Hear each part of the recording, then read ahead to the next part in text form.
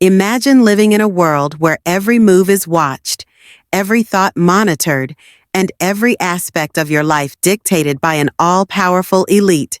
A world drowned in propaganda, isolation, and repression, where individuals exist as mere cogs in a massive, incomprehensible machine. This is the haunting vision George Orwell presented in his masterpiece, 1984. Does it sound familiar? It should. Orwell's predictions have eerily come to life in many ways within our modern society. Today, let's explore the chilling story of 1984 to uncover how control is exerted over us and whether it's possible to break free. The story begins with a quote from Orwell's book, "Who controls the past controls the future. Who controls the present controls the past." This sets the tone for a world dominated by the party, a shadowy government that manipulates every aspect of life under the ideology of ingsoc. The party's ultimate goal? Total control over reality itself. The first scenes show masses of people entranced by party propaganda. The party uses carefully curated images and narratives to portray an idyllic society, all under the watchful eye of Big Brother. Yet not everyone is convinced. A man named Goldstein tries to expose the lies, but his truths are drowned out by the mob, conditioned by ingsoc to reject dissent without thought. This is where we meet Winston Smith, the protagonist. Winston works for the Ministry of Truth, where his job is to rewrite history. If the party reduces sugar rations, Winston edits old records to make it seem they've increased. Reality is rewritten, and lies become truth.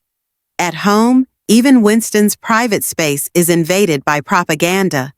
The party broadcasts shaming sessions of traitors accused of thought crimes, such as questioning whether Oceania is truly at war with Eurasia or Eastasia. Through the concept of doublethink, citizens are trained to accept contradictory beliefs, such as that the party is a champion of democracy while simultaneously declaring democracy impossible. This manipulation turns lies into unquestionable truth, creating a society where individuals are incapable of questioning authority. But Orwell didn't invent this concept of societal control. Philosophers like Plato wrote about the noble lie, a myth designed to justify social structures.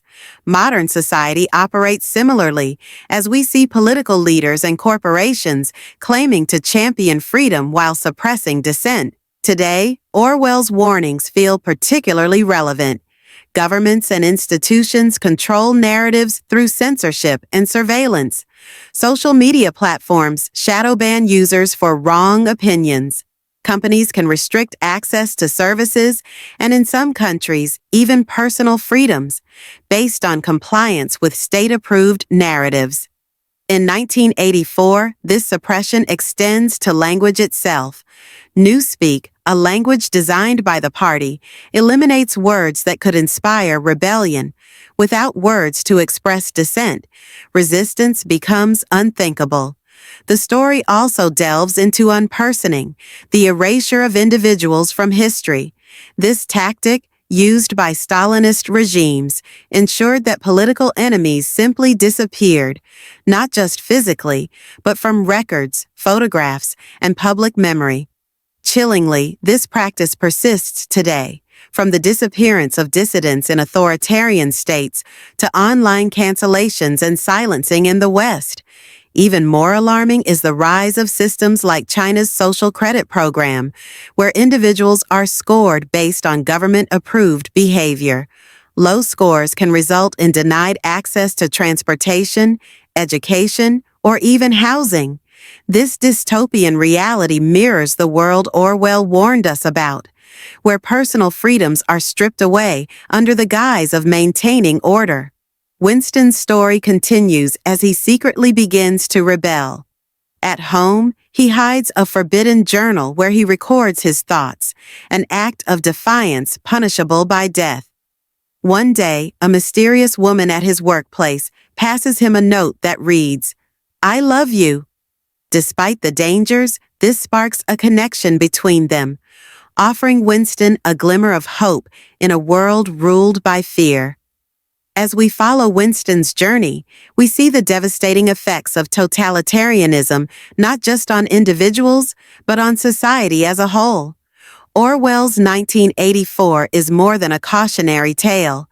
It's a mirror reflecting how power structures manipulate reality to maintain control. The parallels to today's world are undeniable. From mass surveillance to the rewriting of history, from censorship to the loss of individual freedoms, the warnings of 1984 demand our attention. Orwell's message is clear. The fight for truth and freedom is ongoing, and it begins with recognizing the mechanisms of control around us. So, as you reflect on Winston's struggle, ask yourself, are you free, or are you just another cog in the machine? Winston, without hesitation, destroys a note by throwing it into the incinerator.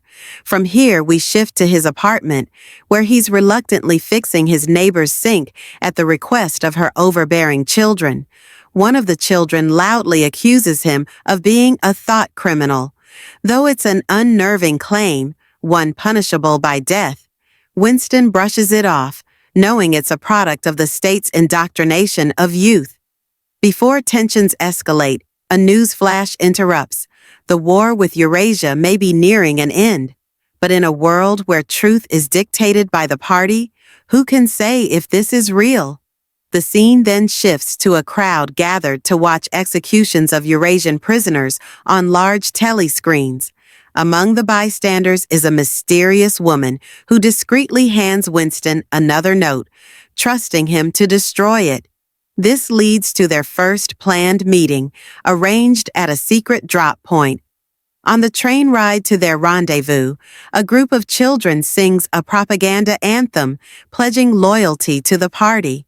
This disturbing scene illustrates how the younger generation, raised entirely under the party's control, has become its most fanatical supporters. For Winston, this highlights a horrifying truth. As the older generation dies, so too will any memory of life before the party. Once Winston arrives at the forested meeting place, a stark contrast to the grim, industrial landscape of Oceania, the mysterious woman reveals she has been following him. The two retreat to a hidden spot where Winston's worldviews are laid bare. Learning that the woman, Julia, has engaged in similar acts with others, Winston declares, "I hate purity. I hate goodness. I want everyone corrupt." For him, this rebellion against party-imposed virtue is a way to reclaim his humanity. Their forbidden relationship blossoms in secret. Julia provides contraband luxuries like real chocolate and coffee, offering moments of solace amidst their shared rebellion. For the first time, Winston feels a semblance of joy and connection, albeit fleeting. However, Winston longs for deeper resistance. He fixates on O'Brien, an enigmatic member of the inner party who seems to recognize Winston's dissent. When O'Brien invites Winston to his luxurious home, a sharp contrast to Winston's squalor, he offers him real wine and even switches off his telescreen, a rare privilege. O'Brien introduces Winston to the idea of an underground resistance, handing him a forbidden text. The Theory and Practice of Oligarchical Collectivism by Emmanuel Goldstein, the party's greatest enemy. The book outlines the chilling mechanics of totalitarian control.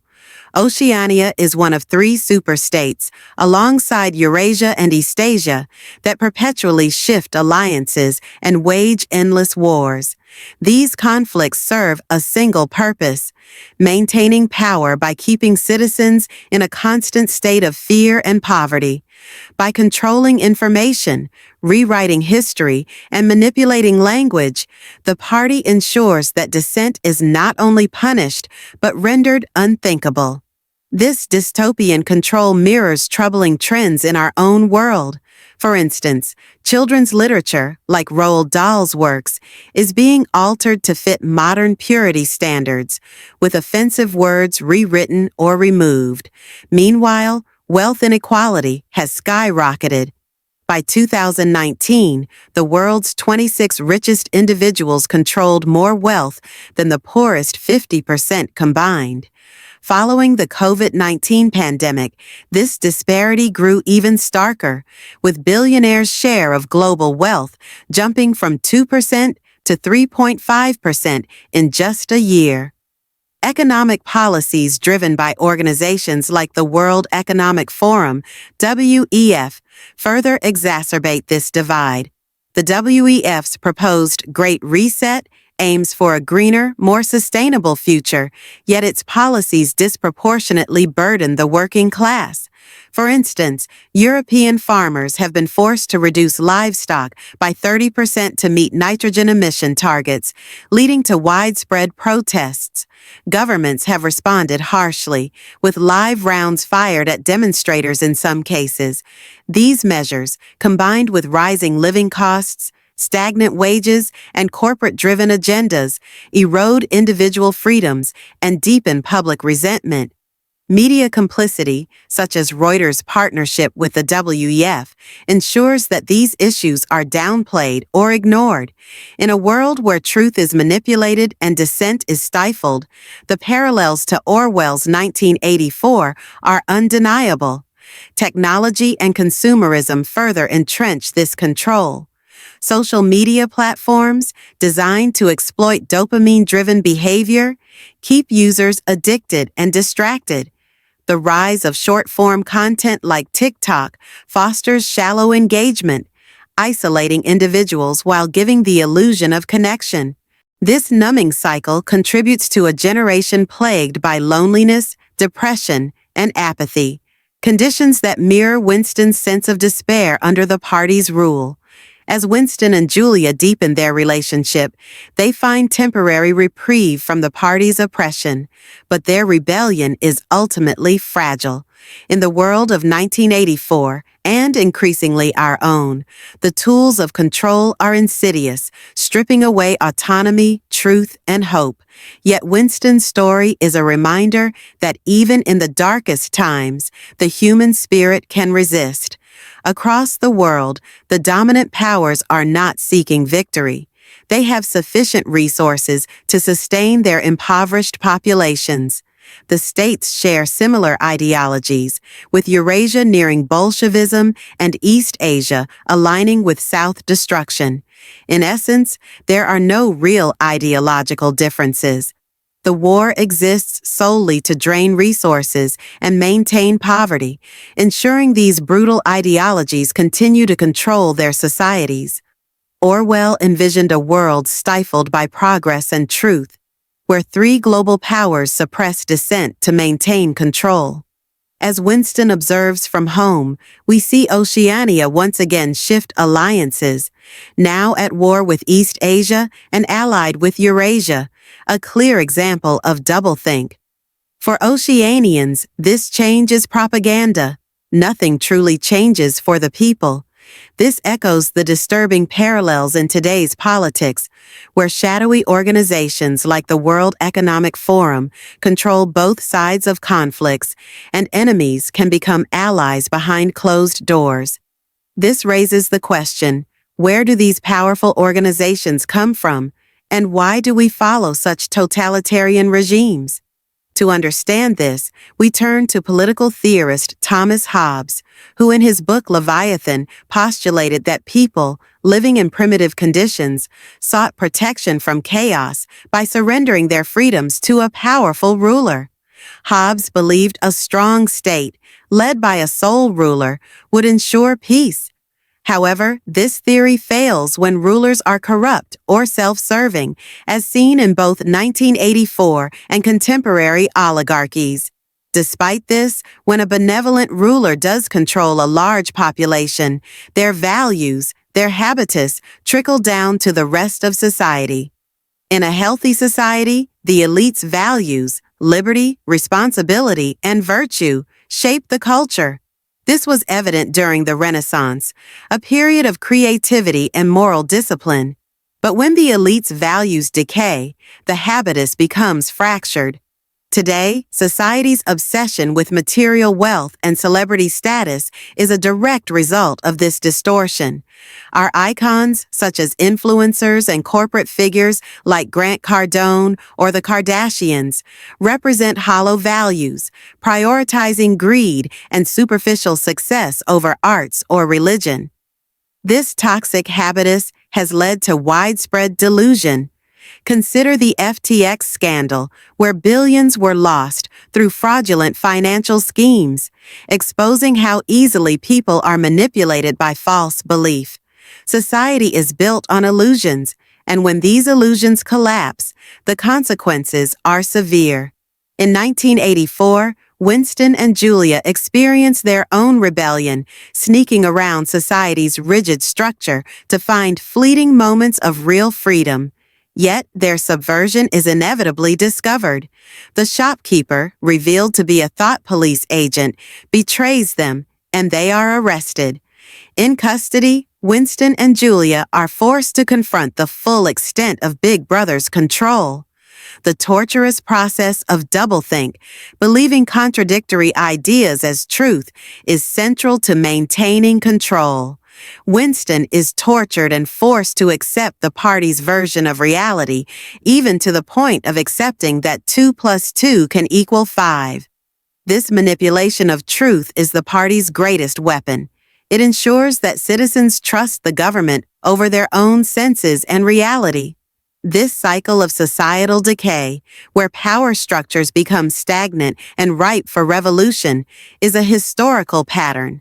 Nations rise, experience a golden age, and then face inevitable decline, replaced by a new power. Today, we are on the cusp of a similar shift. As China challenges the U.S. for dominance, we see the fractures in our own societies. With the increasing power of corporations and the rise of digital currencies, there is an undeniable push towards greater control. Central bank digital currencies, CBDCs, represent the next step in this control, giving governments unprecedented power to monitor and restrict financial transactions. While crypto offers an alternative, it threatens the elite's control and cannot be allowed to flourish.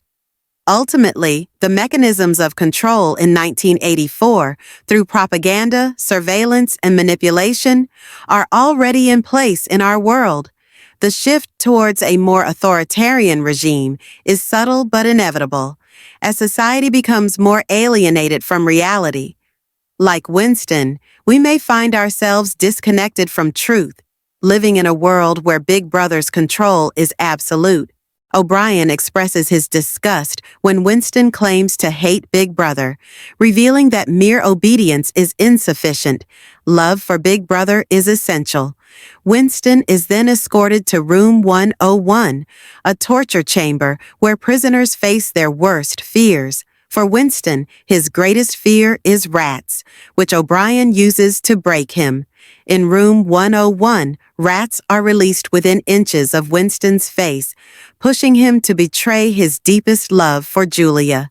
This final act of betrayal seals Winston's fate, leaving him completely broken. Later, Winston is released and meets Julia in a detached encounter at the Chestnut Tree Cafe, where both have been irrevocably changed. They no longer love each other, only Big Brother. Winston eventually admits to crimes he didn't commit, claiming to be a victim of Goldstein's influence. Alone, he plays with a chessboard, writing 2 + 2 = 4, and finally gazes at a portrait of Big Brother, whispering, "I love you." This raises the question, how do we avoid becoming mindless cogs in a dehumanizing system? The answer is far deeper than simplistic self-improvement or material pursuits. True freedom and personal growth require more than just changing ourselves. It requires changing the system that molds us. The answer lies in a 3,000-year-old philosophical text, the Book of Job. Job, a righteous man, suffers immense loss and questions why bad things happen to good people. He rejects simplistic explanations for his suffering, demanding an audience with God. When God finally responds, he challenges Job to recognize the vastness of the universe and the complexity of existence. God reveals that suffering and challenges are necessary for growth and evolution. This mirrors our own human condition. As we become more conscious of the suffering and injustices around us, we face the dark realities of life, such as death and pain.